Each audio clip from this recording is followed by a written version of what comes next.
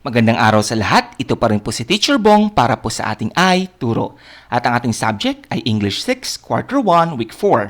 Ang ating K-12 competency, Inferring Meaning of Idiomatic Expressions Using Context Clues, Affixes, and Roots. Before po natin pag-usapan yung decoding ng mga idiomatic expressions using context clues, affixes, o kaya roots, pag-usapan muna po natin ano pa nga ba ang idioms.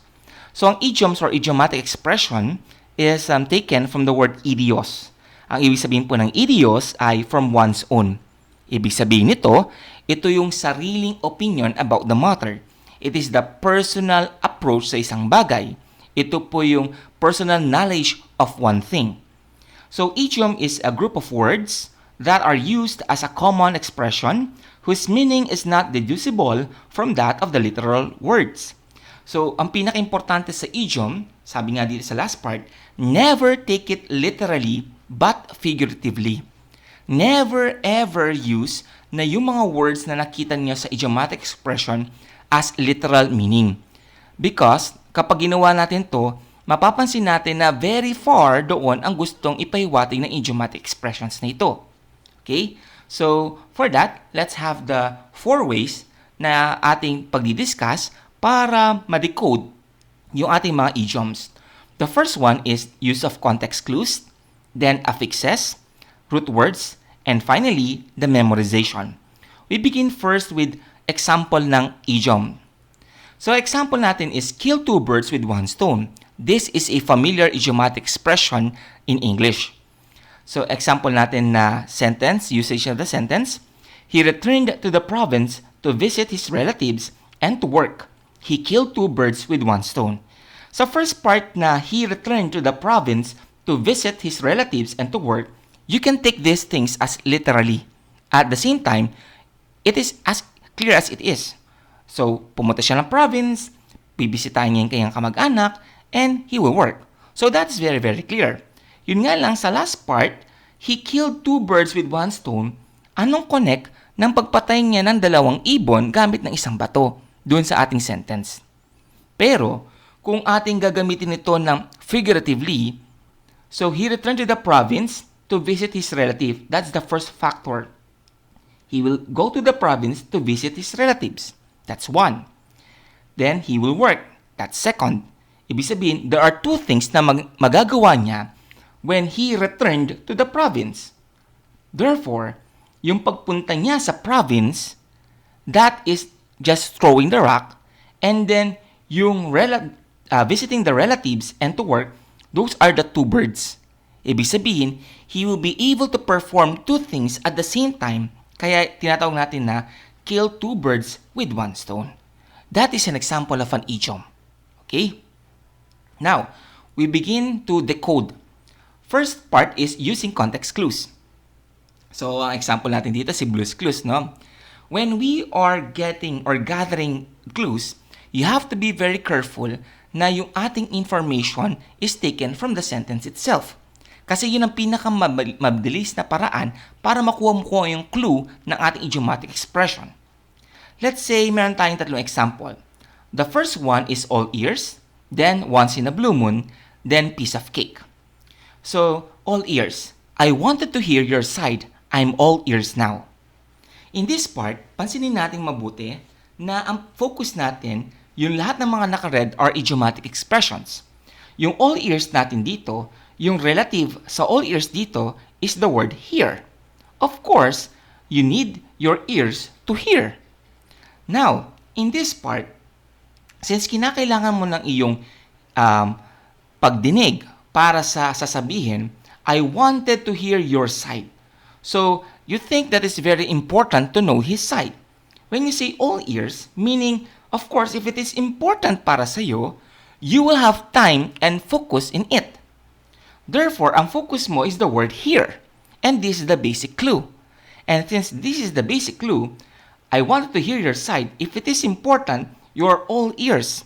If you are all ears, ibig sabihin, you want to hear it attentively.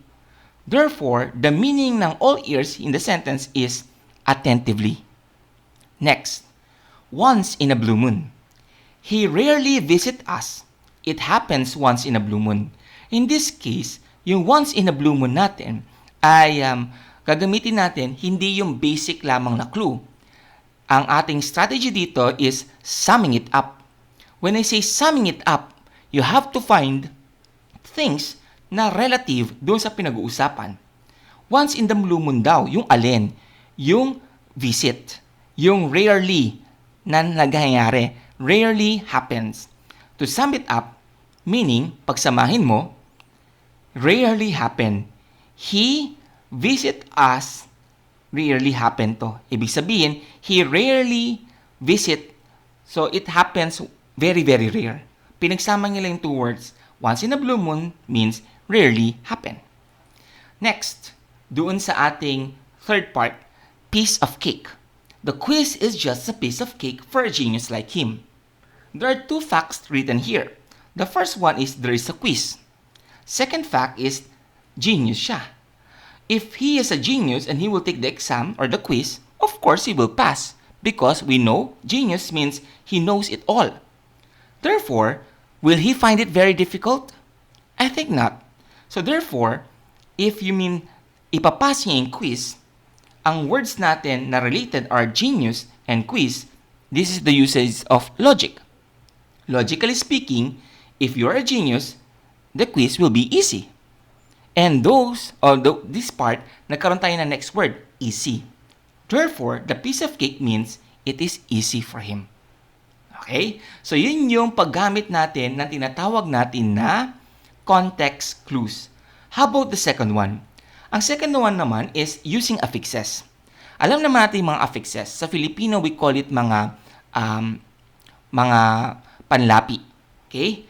So, we have prefix, those word part added at the beginning of the root word or the base word. At saka yung suffix, yung mga word part added sa last ng root word or ng base word.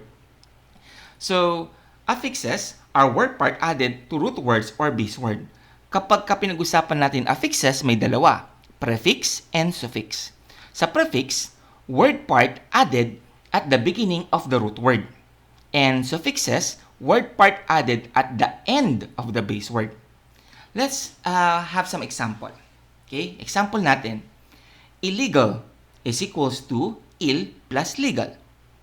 Yung legal means lawful, batay sa batas. Ill means not. Therefore, illegals mean not lawful. Sa suffix naman, our word part sa last part nakalagay o sa dulo ng base word. Example, inventor is equals to invent plus or. So, ang invent means to create, to make. Yung or means one who does. OR or ER ang ginagamit dito. Dash ER or dash OR. So, therefore, ang inventor is one who invents. Okay? So, yun yung tinatawag natin na affixes. Now, let's try to use decoding the idiomatic expressions using what we call as affixes. Here are 3 examples. He is the one who pulls the string. He is the manager.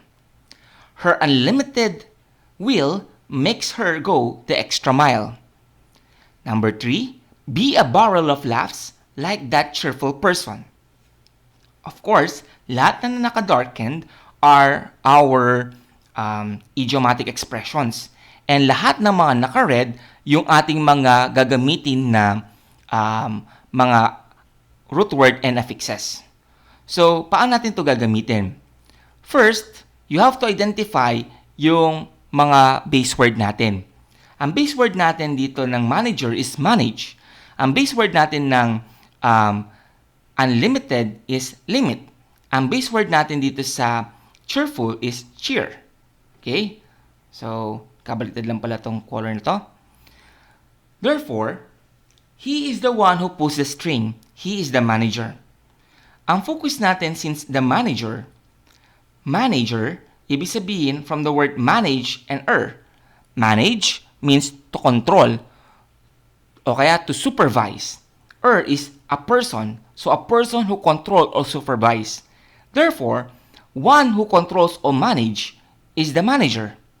At since alam natin na that's a manager, meaning he is the one who pulls the string, i-connect natin yan.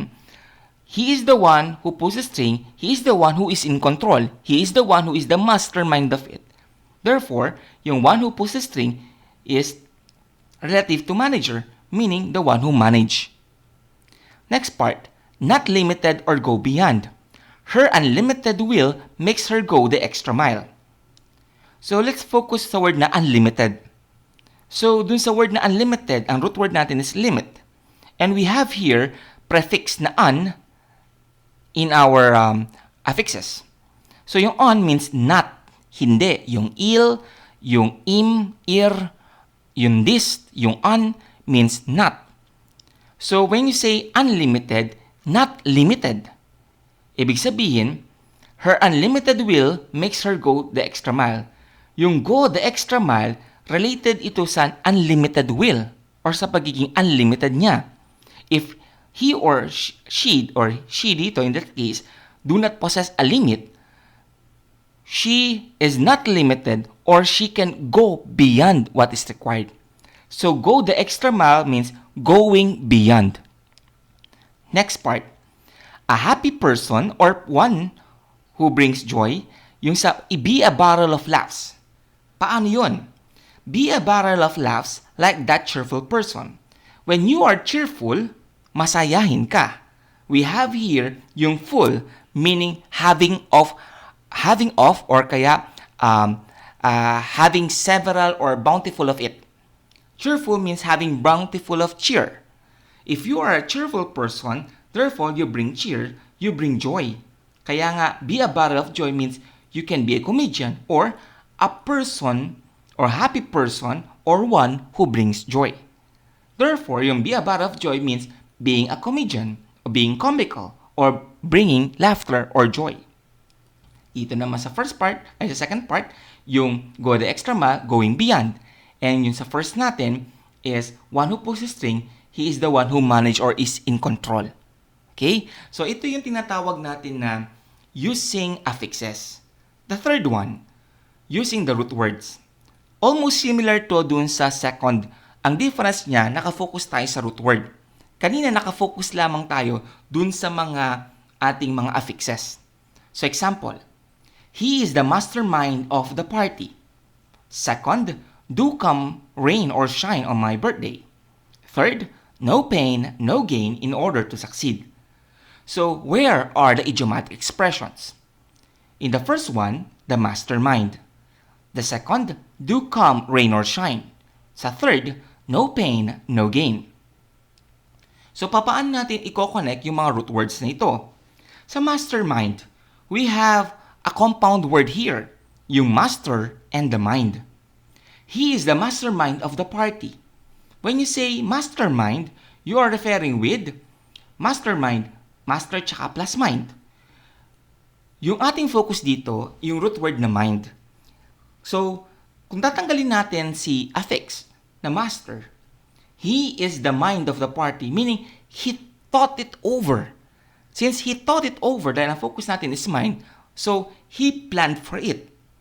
Therefore, mastermind means he is the planner, the main one who created the plan. So, mastermind means the one who is in charge in planning. Second, do come rain or shine on my birthday. Yung do come, okay, at saka yung sa rain or shine. Nag-focus tayo sa part na rain or shine. Hindi ba when you say rain or shine, meaning kahit okay yung weather or hindi okay yung weather, ang iyong mga words dito, yung mga magiging root words mo dito, yung rain at saka yung shine. If it's raining, it's difficult to travel. When it is shining, or mayroong sun or sunny, mas madali yung travel. Pero pag pinagsama mong rain or shine, meaning ano man ang maging weather, yun yung maging purpose na do still come. Therefore, ang meaning ngayon ng ating idiomatic expression is no matter what, do come. So yun yung do come, rain or shine. Third one, no pain, no gain, in order to succeed. So ang word natin dito is yung pain, yung sacrifice or hard work. Then the gain is the merit. Paano yun? yung pain dito means there's something na good para sa'yo, either sleep, either your physical mentality, o kaya yung or physical or your mentality, o kaya yung iyong body nasa well condition. Then when you say pain, isa-sacrifice mo yun. And if you sacrifice it, you will gain something, and gain means merit. Ibig sabihin, no pain, no gain. Kung hindi ka nagpakahirap, wala ka ma-achieve. So yun yung meaning na no pain, no gain in order to succeed. So we use yung mga root words natin, yung mga basic words natin para ma-decode yung meaning ng ating idiomatic expression. How about sa fourth one? And the fourth one, of course, is a very difficult one because we will be using memorization. So, bakit natin kinakailangan gamitin ang memorization? Ang purpose kasi is, there are some idiomatic expressions. Katulad kanina, madali lang yon dahil meron tayong mga clues, meron tayong mga affixes, then meron tayong mga root words na pwede natin gamitin. Pero how about yung mga words natin are not too far or very far doon sa mga ating mga meaning? Let's say yung mga example na to. See eye to eye. Siyempre, hindi mo yan pwedeng literal na magkita mata sa mata. When you say see eye to eye, which is a very basic one. See eye to eye means, okay, na have the same perception. Pero yung perception dito, hindi yung mata. Ang perception dito nag-double meaning, meaning same sila ng thinking. Second one, under the weather. So of course, madideduce mo weather, so ibig sabihin ay temperature o kaya yung situation na if it's sunny, if it's windy, cloudy, yun yung unang papasok sa isip mo. Pero, under the weather means very ill. Next, sat on the fence.